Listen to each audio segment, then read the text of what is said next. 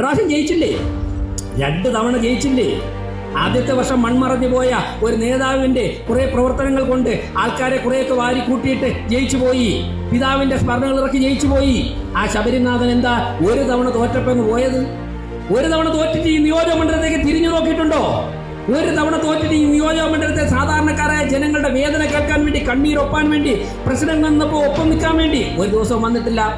നമ്മളൊക്കെ എത്ര കൊല്ലം തോറ്റവരാ. നമ്മളെപ്പോലെ തോറ്റവർ ഈ ലോകത്തുണ്ടോ? നമ്മളിവിടെ ഇല്ലേ? BJP പോലെ തോറ്റവർ. ഞാനിപ്പോൾ മേയറായതിനു ശേഷം പല സ്ഥലങ്ങളിൽ പോകുമ്പോഴേക്കും ആദ്യമൊക്കെ മത്സരിച്ച് തോറ്റ ചില പ്രവർത്തകർ വന്നിട്ട്, ചേട്ടാ ഞാൻ മത്സരിച്ച് തോറ്റുപോയി. കണ്ണൂരൊക്കെ ഉള്ള പാവപ്പെട്ട ചില വീട്ടമ്മമാരൊക്കെയാണ്, അല്ലെങ്കിൽ ചില സഹോദരിമാരൊക്കെയാണ്. എന്ന് പറഞ്ഞ് വലിയ വിഷമാവും.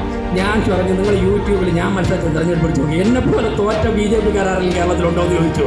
നമ്മളെപ്പോലെ തോറ്റ ആരെങ്കിലും ഉണ്ടോ?